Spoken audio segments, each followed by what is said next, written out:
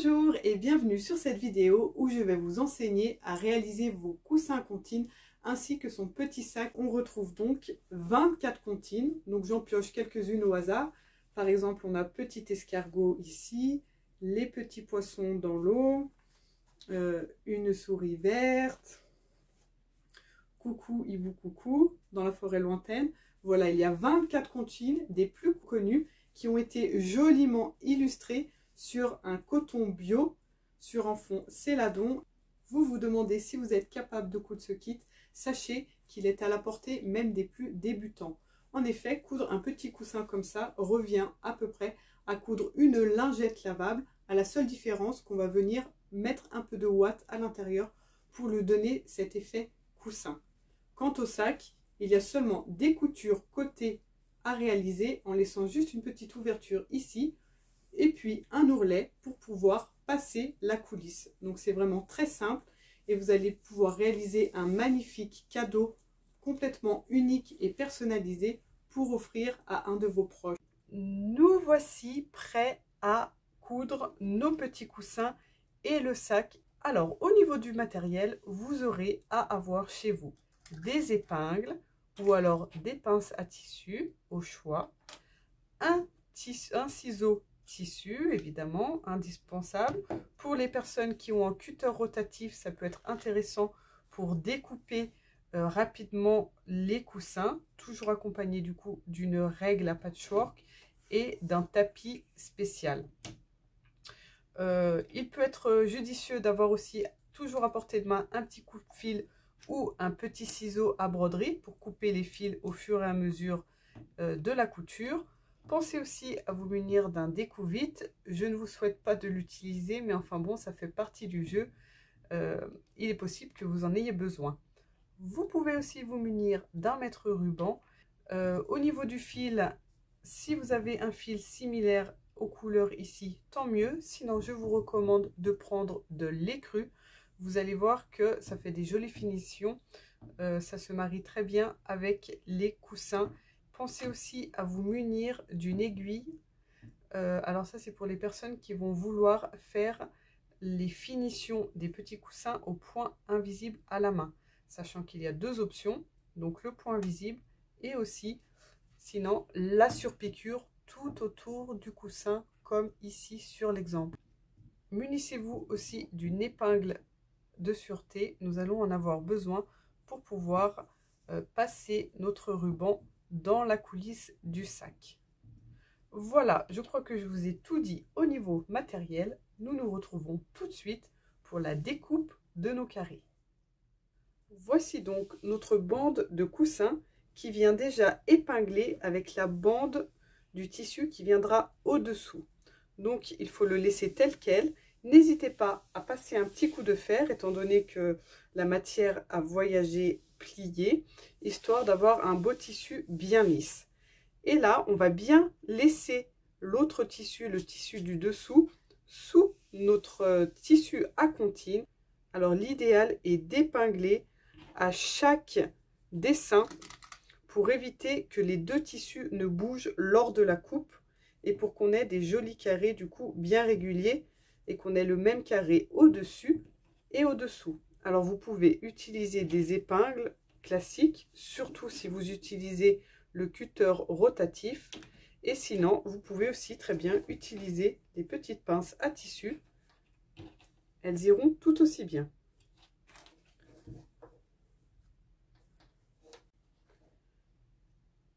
Avec le cutter rotatif, on a juste à venir positionner notre règle ici sur le trait. Et en appuyant bien, on vient découper au cutter et ça se fait tout seul.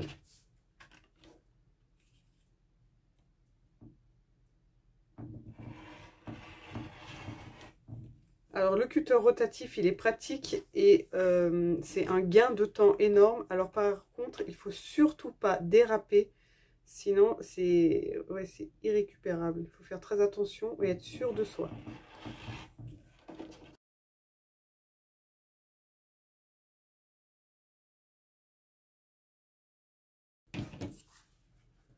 Au ciseau, du coup, c'est exactement la même chose. On vient découper sur notre ligne sur la hauteur et puis sur la largeur.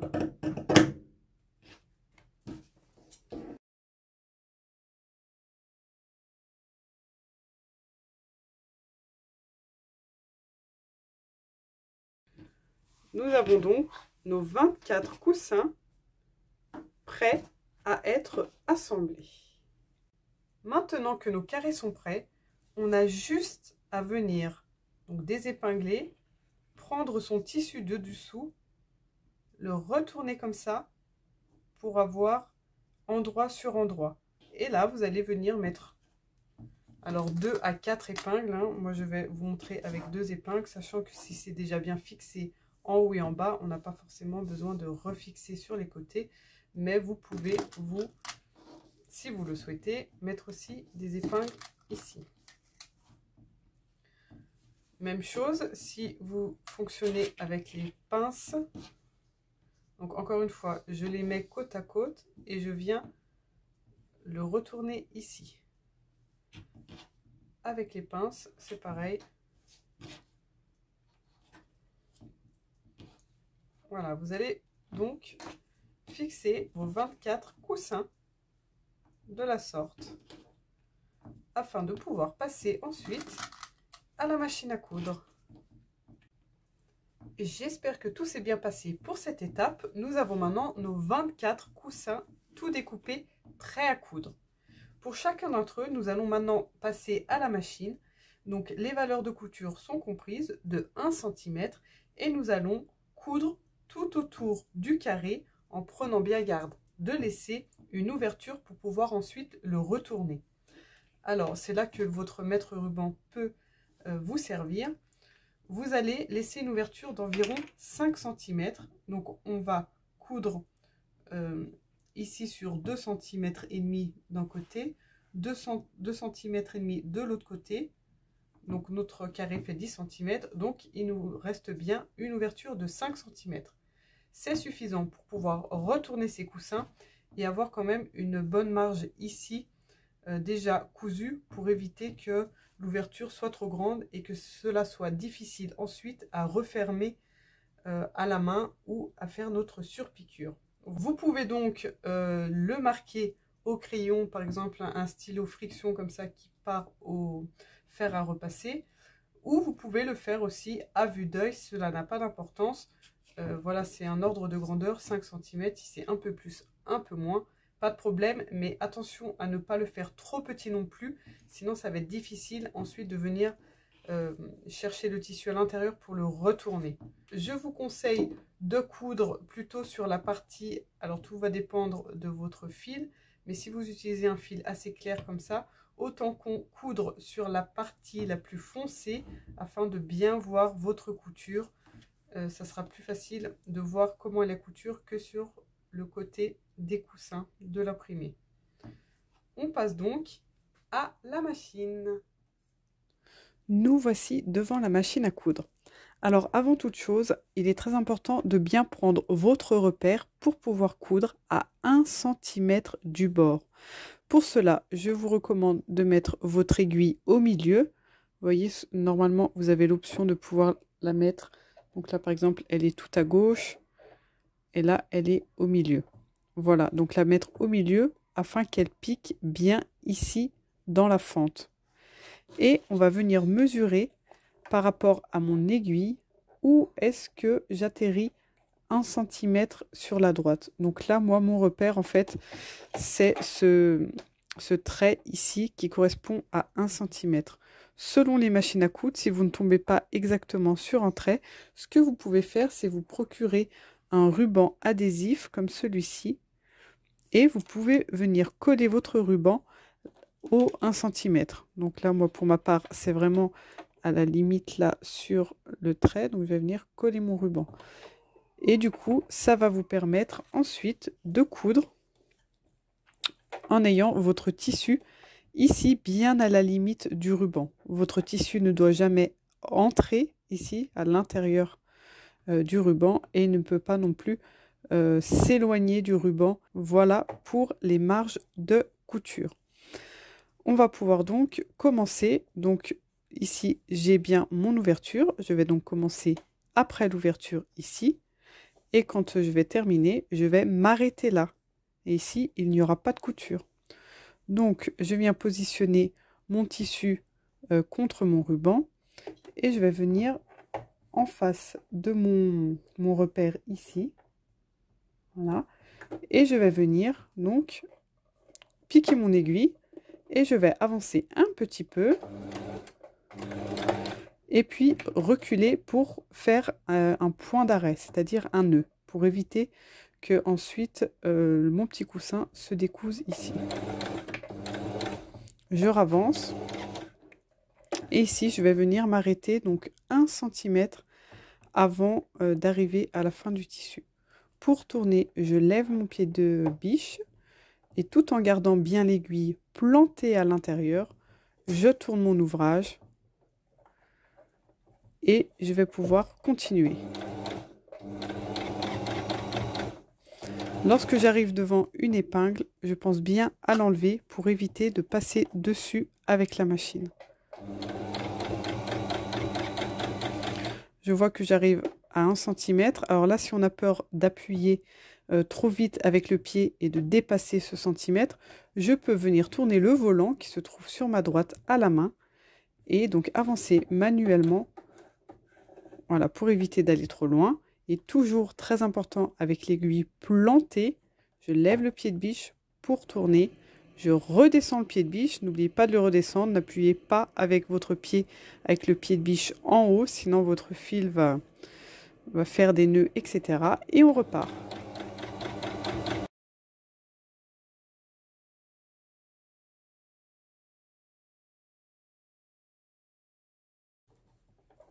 Et là, j'arrive donc à mon deuxième repère. J'avance tout doucement. Et lorsque j'arrive en face, je m'arrête, je recule. Et voilà, on peut relever son aiguille, son pied de biche. On tire. Alors, si le fil coince ici, continuez à tourner votre volant. Vous allez voir, ça va se décoincer tout seul. Et là, on va pouvoir découper nos fils au ras. Donc, je vous conseille de bien le faire au fur et à mesure pour éviter ensuite d'avoir des fils qui dépassent de partout. Et on a donc maintenant une jolie couture sur notre carré. Nous voici maintenant à une étape très importante. Nous allons dégarnir chacun de nos carrés. Dégarnir, ça veut dire quoi? Nous allons venir couper ici la valeur de couture à environ 3 mm de la couture afin d'éviter d'avoir trop de tissu à l'intérieur du coussin lorsque nous allons le retourner. Donc je vais vous montrer ici sur ce coussin. On va éviter par contre de le faire là où il y a l'ouverture. Vous allez comprendre pourquoi ensuite. Donc là où il y a l'ouverture, je vais venir couper tout droit comme ça. Je m'arrête avant ma couture. Et là, je vais venir couper, voilà, à quelques millimètres. Je peux même aller un peu plus. Voilà, l'idéal, c'est ça. À quelques millimètres de ma couture. Alors pas trop près non plus, parce que le but, c'est de ne pas couper la couture, surtout pas. Et dans les angles, je vais pouvoir couper en biais comme ça.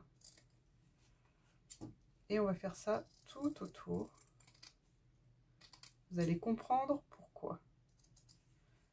Donc en biais, on continue de couper. Alors je dis 3 mm, mais si ça vous rassure de faire un peu plus, faites-le, hein, ne vous stressez pas avec ça. Voilà, encore en biais. Et là donc je reviens, je garde mon centimètre ici à l'ouverture. Et du coup, lorsqu'on va retourner son carré,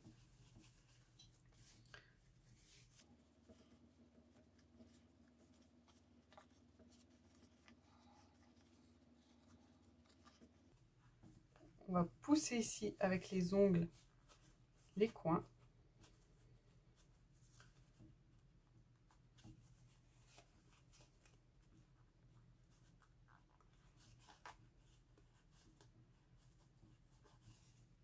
Donc là, c'est notre ouverture. Voilà pourquoi nous avons besoin de garder le centimètre pour pouvoir modeler plus facilement et avoir en fait quand même de la matière pour pouvoir plier ici et venir ensuite coudre. Si on n'avait que 3 mm ici, vous comprenez bien que c'est difficile de rentrer le tissu et il risque sans arrêt de se retrouver vers l'extérieur. On va avoir du mal à fermer le coussin.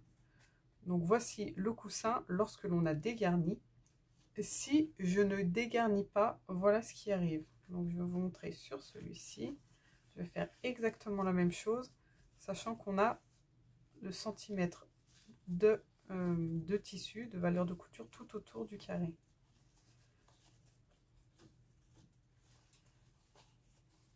Et là, du coup, quand je vais vouloir retourner mes angles, ça va être beaucoup plus difficile parce qu'ici, il y a tout ce tissu-là qui se retrouve à l'intérieur et du coup, ça se chevauche. Ça fait beaucoup de matière à l'intérieur. Voilà, là, par exemple, j'arrive plus à pousser. Vous voyez que mon angle, il n'est pas... Et là, quand je touche, je sens qu'il y a plein de tissu ici, que ça bourre. Vous voyez la différence entre mon angle ici et celui-là, par exemple. J'espère qu'on voit bien. Voilà.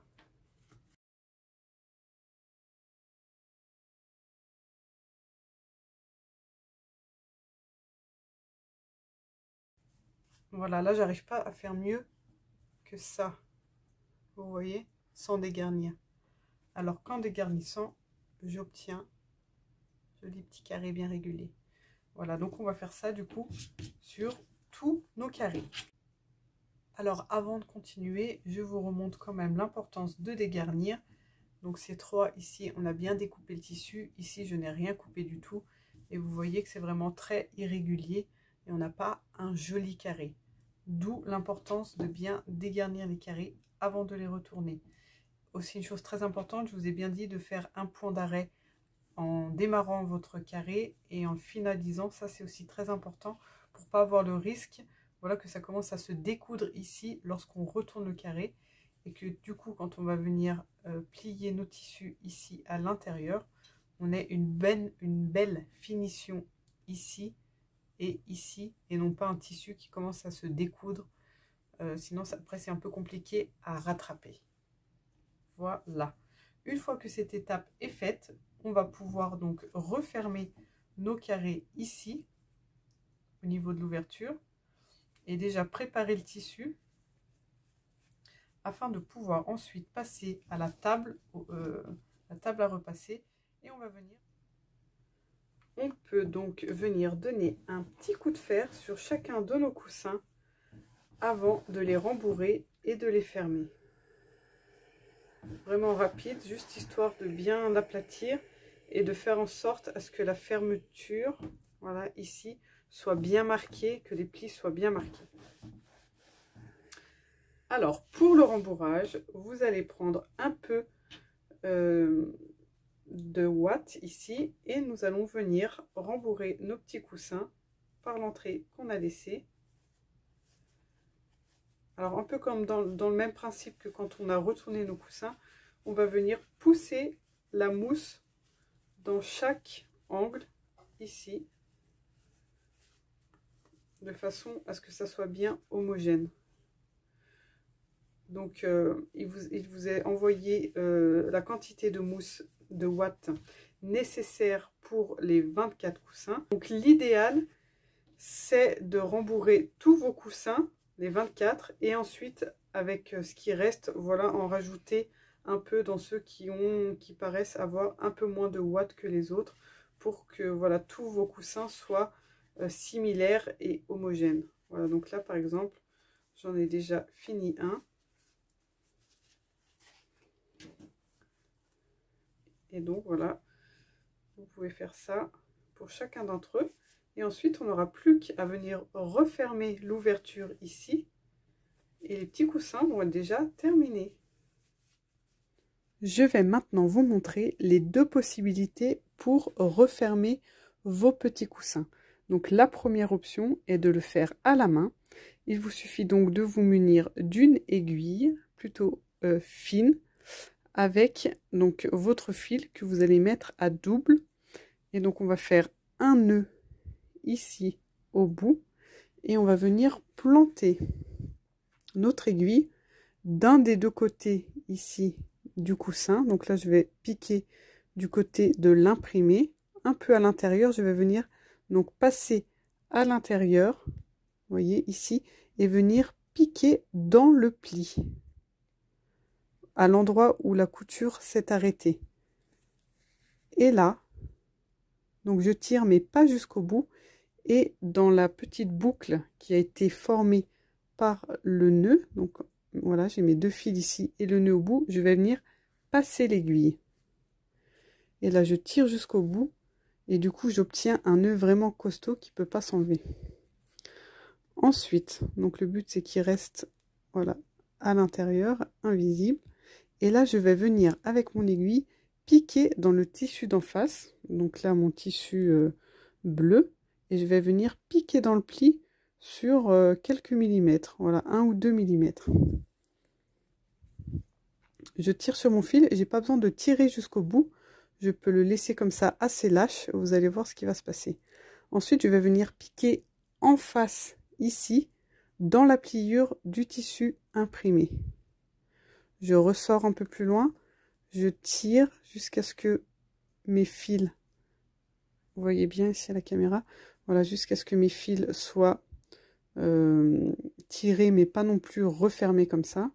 Je laisse un peu ouvert pour avoir une meilleure visibilité de ce qui se passe. Et là, je viens piquer en face.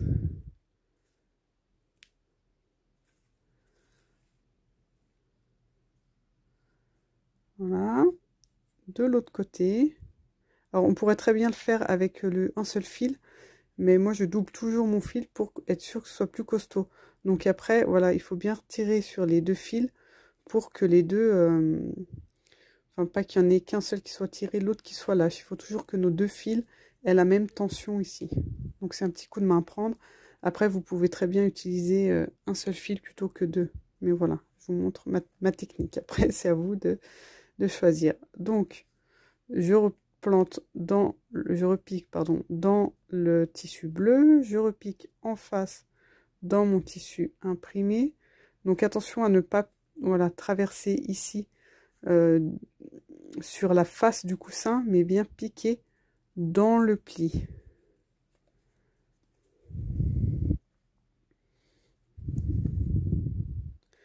Et on va faire ça du coup jusqu'au bout.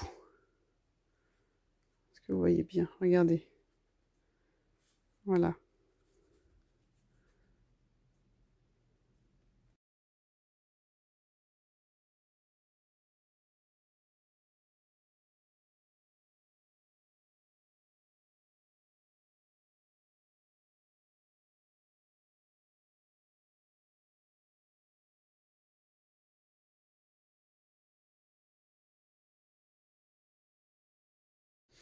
Là, quand j'arrive quasiment à la fin, nous allons venir tirer sur ce fil tout doucement.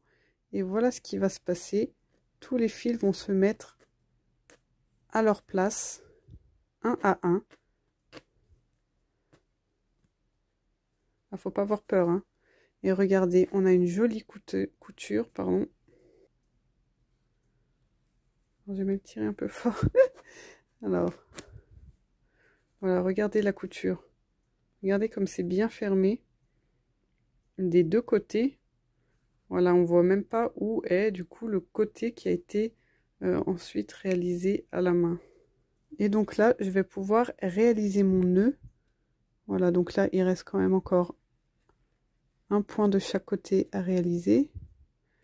Vous voyez, si j'avais tiré mon fil dès le début au fur et à mesure, en fait, vu que c'est tellement fermé, après, je vois plus trop où j'en suis dans mon travail. D'où l'intérêt de tirer le fil, en fait, à la fin pour avoir une meilleure visibilité de ce qu'on est en train de faire.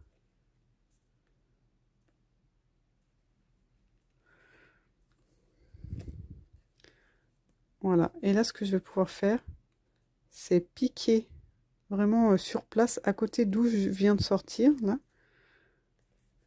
Donc, ça va me former une boucle.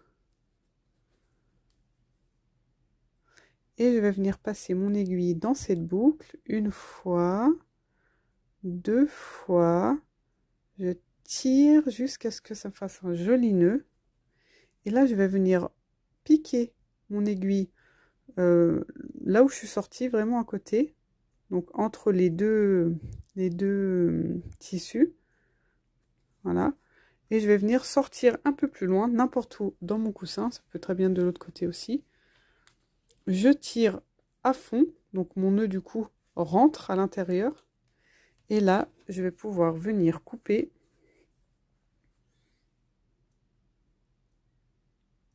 au ras ici.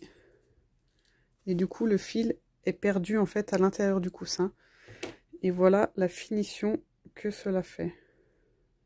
Voilà, notre coussin est terminé avec une jolie finition à la main. Maintenant, on va passer sur la machine et je vais vous montrer comment faire l'option de la surpiqûre.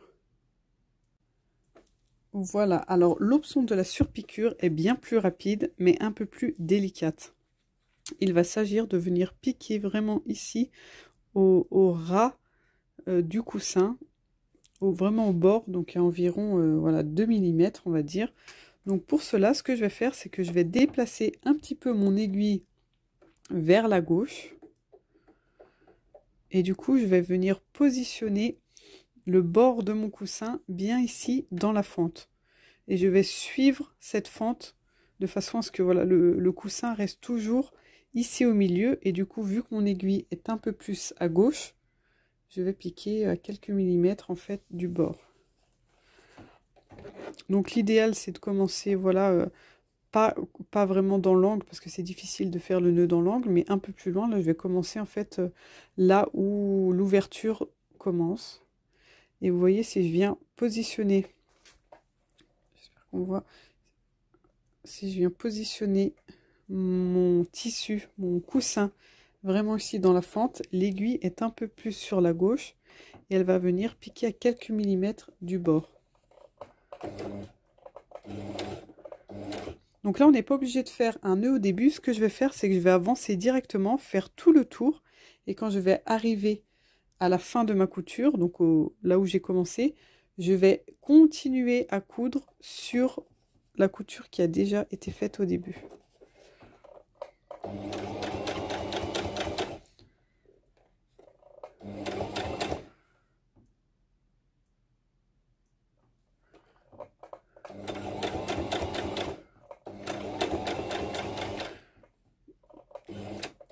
Donc là, en arrivant à l'angle, c'est exactement pareil que tout à l'heure.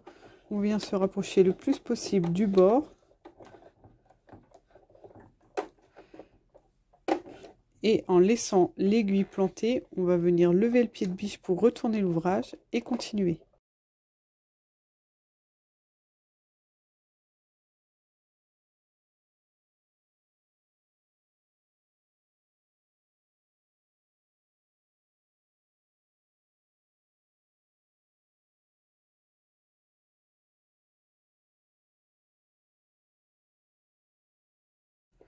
Voilà, donc là, j'arrive au début, là, enfin, j'arrive à la fin, donc au début de mon coussin, lorsque j'ai commencé.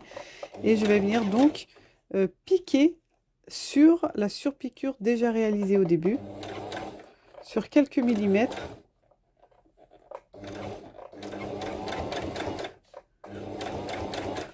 En fait, le fait de piquer 2 fois sur le même endroit, ça va me servir de nœud. Voici donc ce que j'obtiens maintenant au niveau de ma surpiqûre, oula, au niveau de l'ouverture qui est maintenant fermée.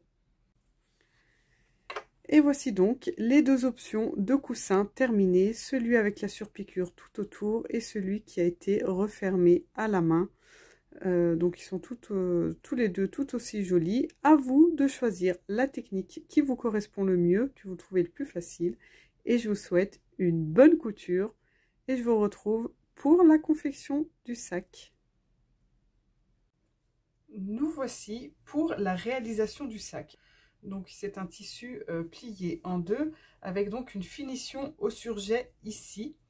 Donc pour réaliser notre sac, première étape, donc le sac est comme ça, on va tout simplement le retourner de l'autre sens de façon à avoir endroit du sac sur le tissu endroit sur endroit. Donc ça c'est le dos de mon sac, je viens en fait le plier dans l'autre sens tout simplement.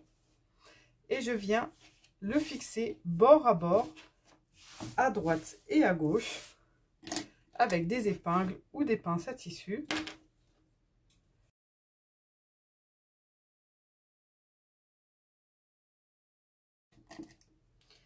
Et là, on peut voir qu'il y a des marques. Ici, le premier repère est à 3,5 cm du bord. Et après, on a un espace de 1 cm.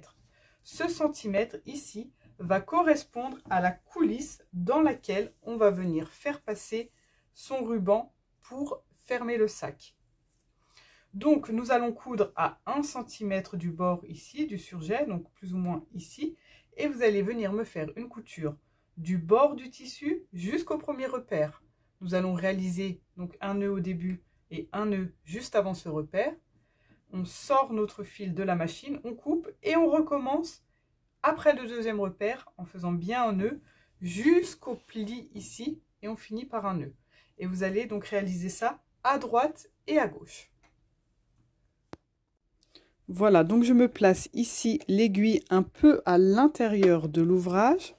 Je pique et je vais venir reculer jusqu'au bord du tissu et je ravance. Et juste ici, à mon premier repère, je vais m'arrêter et faire un nœud. Voilà, là je suis pile sur le trait, je recule et je ravance quelques points. Je tire tout ça, je coupe mes fils et donc là, je suis bien au premier repère. Maintenant, je vais venir redémarrer ici et je vais aller jusqu'au bout.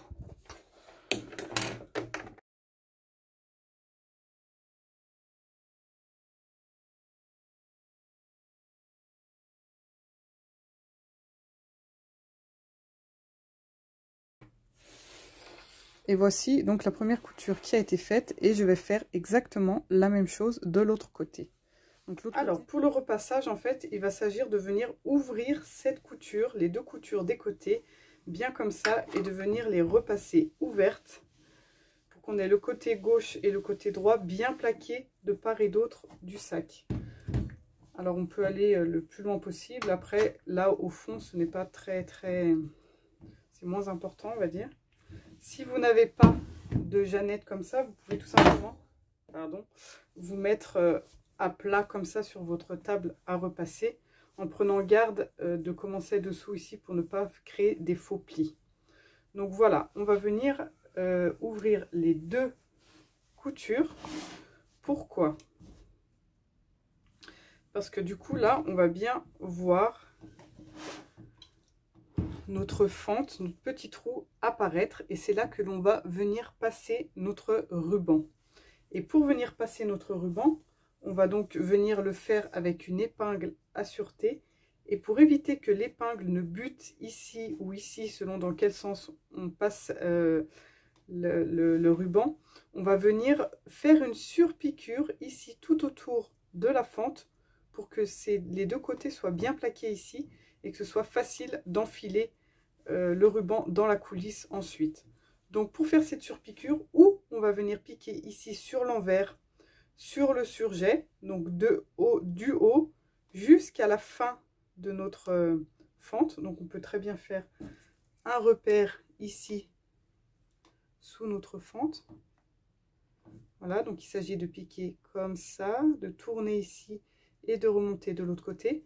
Ou alors on peut piquer sur l'endroit, et moi c'est ce que je préfère faire, venir piquer sur l'endroit ici à un peu moins de 1 cm, environ 7-8 mm. Et du coup, comme ça, vu que c'est sur l'endroit, on est sûr d'avoir une couture visuellement bien régulière de part et d'autre de la fente. Comme ça, on coud sur le côté visible en fait, sachant qu'ici, ça sera à l'intérieur. Il vaut mieux faire une jolie couture régulière à l'endroit où la surpiqûre sera visible. Je vous montre ça tout de suite à la machine à coudre. Voilà, alors n'hésitez pas à marquer, comme je vous ai montré tout à l'heure, l'endroit où il va falloir tourner juste en dessous de la fente ici. Sachant que c'est le stylo friction, après au fer à repasser, ça partira tout. Et quant à ma couture ici, je vais utiliser en fait la largeur d'un pied de biche. Donc je mets mon pied de biche du côté gauche ici pile sur la couture. Et c'est le repère que je vais prendre pour coudre.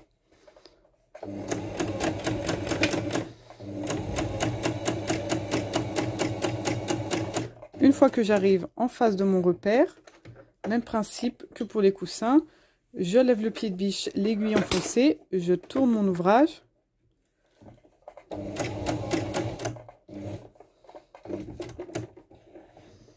Je relève le pied de biche. Et là, j'ai toujours bien mon repère de la taille d'un demi-pied de biche. Donc, le bord de pied de biche sur la gauche est toujours bien en face de ma couture.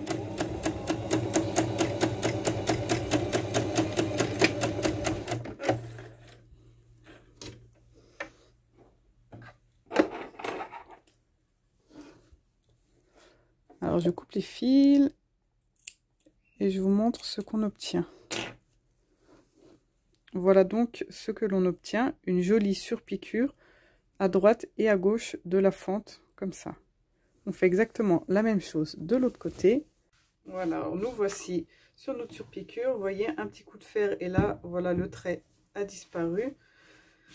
La même chose de l'autre côté.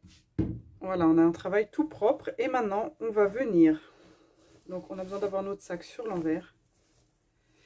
Et là, on va venir plier notre tissu en haut une première fois sur 1 cm et une deuxième fois sur 2 cm. Donc la pliure, la première pliure formée va venir être repliée un peu en dessous de la surpiqûre, enfin sur la surpiqûre d'ailleurs, faite autour de notre fente ici. Et du coup, dans la logique, ici, du coup, il n'y a pas de fente, tout est ok, c'est bien fermé. Et quand on va regarder notre ouvrage sur l'extérieur, on va voir ici donc notre joli petit trou où on va venir pouvoir du coup passer le ruban de la coulisse. Et on n'aura plus qu'à faire une jolie surpiqûre ici tout le tour pour pouvoir réaliser la coulisse.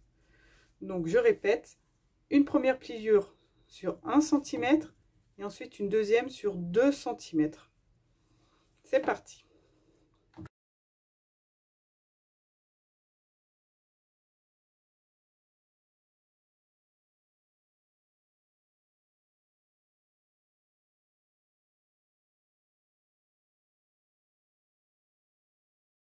Voilà, donc là, on va venir vérifier qu'on a bien notre ouverture de ce côté et de l'autre côté, tout va bien. On va pouvoir maintenant finaliser avec une surpiqûre tout autour ici pour fixer notre ourlet en fait. Alors, ce que je vais faire ici, c'est que je vais venir mettre une épingle. Ici, je vais venir chercher l'endroit où j'ai ma surpiqûre du côté de l'endroit, à l'endroit. Voilà, je vais venir piquer sur ma surpiqûre. Comme ça, je vais savoir que l'idéal, c'est de piquer à cet endroit pour avoir ma surpiqûre tout autour du sac, bien par-dessus la surpiqûre déjà visible ici. Et je fais la même chose là. Voilà, là je suis bien dessus. Hop. Donc c'est cette valeur que je vais devoir respecter tout le tour pour avoir un joli travail, une jolie finition. Je vais venir prendre un repère. Le bord de mon tissu ici va apparaître pile ici à l'intérieur de ma petite fenêtre là du pied de biche. Et je vois que je vais venir piquer la pile dessus là où il y a mon épingle. Alors j'enlève bien l'épingle, attention, on ne passe pas dessus avec la machine. Je viens faire un nœud. Et je garde toujours, je regarde le bord de mon tissu ici, je le fixe et je fais en sorte qu'il passe bien ici à l'intérieur.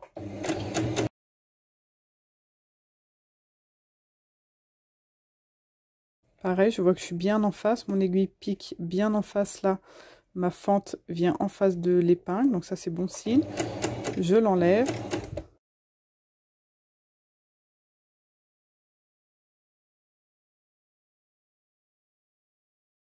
Voilà ce que l'on obtient. Du coup, voilà, mon fil là, ma couture est bien passée pile dessus la première couture.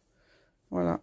Alors là, on a quoi, un petit millimètre de différence. Alors après, j'espère que vous allez réussir vous aussi à faire une jolie finition. Après, voilà, si votre couture ici n'est pas pile dessus, ne vous inquiétez pas. C'est pas ça qui va non plus gâcher le sac. Je suis sûre que vous allez réaliser un joli travail qui fera de toute façon bien plaisir à la personne à qui vous allez l'offrir. Voilà ce que l'on obtient comme finition en haut du sac. Et on va pouvoir maintenant venir mettre notre ruban. Vous pouvez venir donner un petit coup de fer sur l'ensemble du sac, donc toujours sur l'envers pour éviter de passer le fer à repasser sur les écritures. Et maintenant, vous allez prendre votre ruban de satin. On va le couper pile au milieu.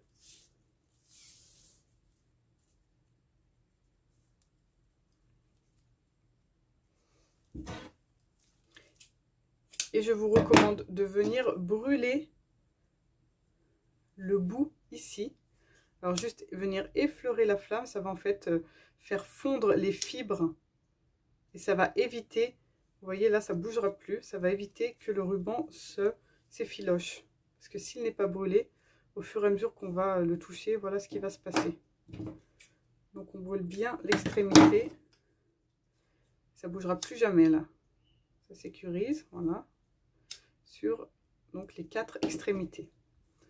On prend un premier ruban, des fils partout, et on va venir donc le fixer sur l'épingle à nourrice. Et on va venir donc d'un côté, on va venir enfiler notre épingle à nourrice et on va venir faire tout le tour et ressortir par le même endroit que l'on est rentré.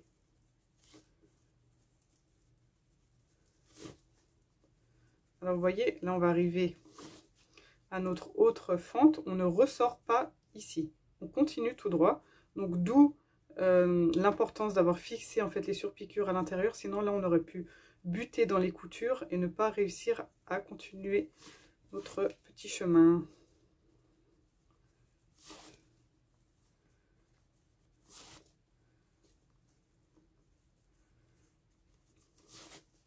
Voilà, j'arrive à l'endroit où je suis rentrée et je ressors ici.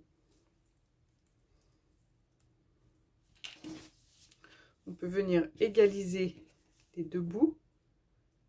Voilà. Et on va venir faire un nœud ici. Comme ça, il n'y a pas de risque si on tire sur un des fils. Du coup, l'autre rentre à l'intérieur et on doit tout ressortir pour tout remettre ensuite. Et là, on va venir faire exactement la même chose, mais de l'autre côté.